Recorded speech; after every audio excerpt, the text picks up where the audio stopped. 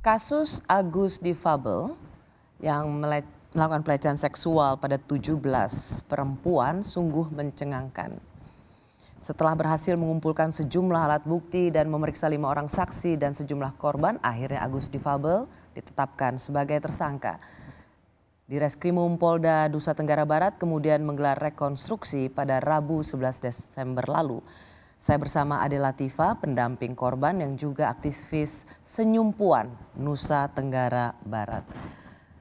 Mbak Adel, kita juga mendengar bagaimana modus Agus Difabel ini ketika ingin meyakinkan perempuan menelpon ibunya. Apa peran ibu dalam kasus ini menurut Mbak Adel? Ibu dari si Agus Difabel ya? Iya.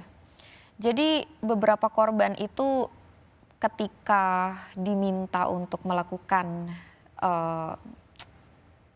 adegan-adegan dewasa begitu oleh tersangka, diiming-imingi kekayaan begitu. Ada yang diimingi uang, ada yang diimingi sekotak emas, seperti itu. Dan tentu ya korban tidak ada yang percaya ya begitu. Tapi kemudian tersangka ini meminta korban untuk menelpon ibunya saat itu menggunakan handphone korban untuk kemudian akhirnya di loudspeak. Jadi korban mendengar secara langsung percakapan itu di loudspeak, di mana di sana tersangka ini meminta izin begitu kepada ibunya untuk saya mau kasih uang ini untuk ini, minta tolong transfer. Saya mau kasih emas 1 kotak yang ada di rumah untuk ini, boleh ya gitu. Dan di situ si ibu memang tidak, berdasarkan keterangan korban tidak pernah ada pertanyaan, mempertanyakan untuk siapakah itu, siapa, kamu kenal di mana, kenapa mau dikasih, itu tidak ada. Jadi jawabannya langsung ke inti, iya boleh, iya silahkan, seperti itu. Dan ini tentu saja kebohongan kan? Agus sedang berbohong, mengiming-iming dia ingin menampilkan diri sebagai seorang putra yang kaya raya, bisa beli emas dan memberikan emas, uang gitu.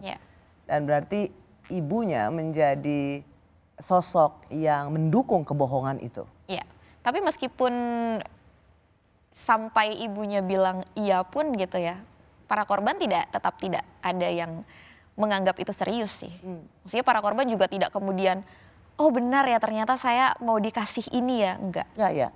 Ini sebenarnya bukan untuk melemahkan kesaksian korban, saya menanyakan ini. Ini justru untuk melihat bagaimana kalau itu benar sebagai ibunya Agus Difabel, ada seorang ibu yang ikut berada dalam peristiwa ini, paling tidak dia ikut dalam satu kebohongan sehingga putranya bisa memperdaya perempuan dan kemudian melakukan pelecehan seksual. Kalau orang kemudian mengatakan bahwa Agus Difabel ini punya kemampuan metafisik, lalu mantra yang membuat para perempuan ini jadi tunduk, apa yang bisa Anda jelaskan soal ini? Sebenarnya terkait mantra dan lain sebagainya itu korban mengatakan hal itu bukan karena korban yang menduga-duga ya, tapi karena ada omongan secara langsung dari tersangka. Jadi saat di Taman Udayana tersangka bilang bahwa kamu sudah terikat dengan saya tahu seluk-beluk masalahmu, kamu tidak bisa lepas dari saya karena saya punya ilmunya. Jadi tersangka langsung yang bicara, termasuk saat di homestay mantra. Sebenarnya itu ngaku-ngaku ya? Ya, seperti itu.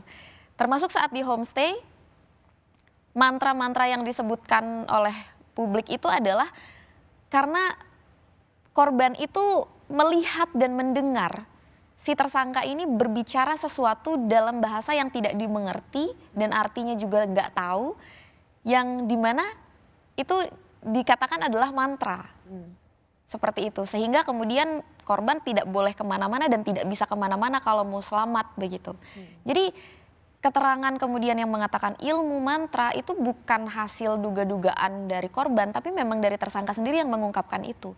Tapi yang menjadi catatan adalah bukan mantra-mantra itu yang melemahkan korban gitu. Bukan kemudian ketika dibacakan sesuatu akhirnya korban baru melemah, tidak. Tapi karena kemudian korban merasa bahwa kok benar yang dikatakan oleh si tersangka terkait masalah itu.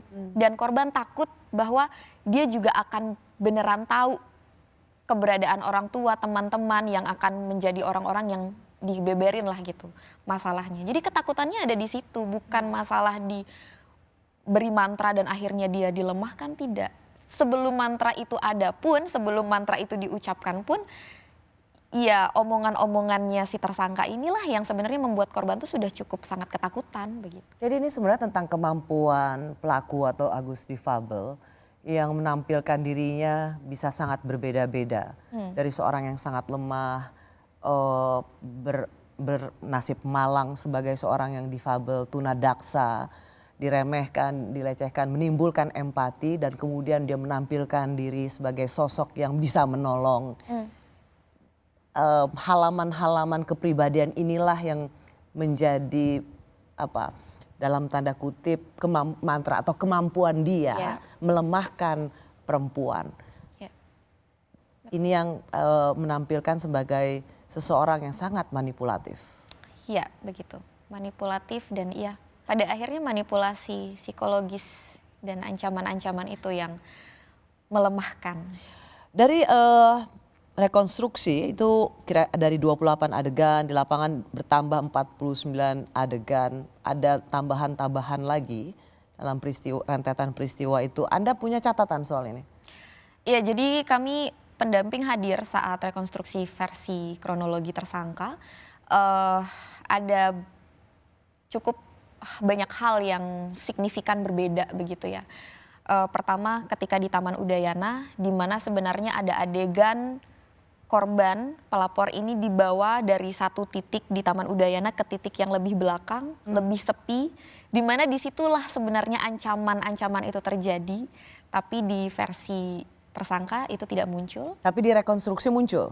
Tidak muncul. Tidak dimunculkan. Memang tidak muncul karena versi tersangka kan dia hanya mendekati korban untuk minta tolong diantar ke kampus, tapi korban langsung membawa si tersangka ini ke homestay begitu. Kemudian saat di homestay justru ini artinya Anda ingin memberikan catatan ini lebih kepada versi pelaku ya? Iya, bahwa ada perbedaan antara korban dengan tersangka. Tapi justru di perjalanan dari Taman Udayana ke homestay dan juga di parkiran homestay itu ada temuan yang menarik bagi kami gitu, di mana selama ini tersangka selalu menyatakan bahwa tidak pernah ada komunikasi antara tersangka dengan korban selama perjalanan dari Taman Udayana ke homestay. Begitu. Dan itu konsisten beberapa kali dikatakan tidak ada. Tapi kemudian tiba-tiba ada pernyataan bahwa ada kesepakatan di sana katanya. Kesepakatan antara korban dengan tersangka terkait dengan uang 50.000 yang akan digunakan untuk membayar homestay. Dan itu terjadi selama perjalanan itu.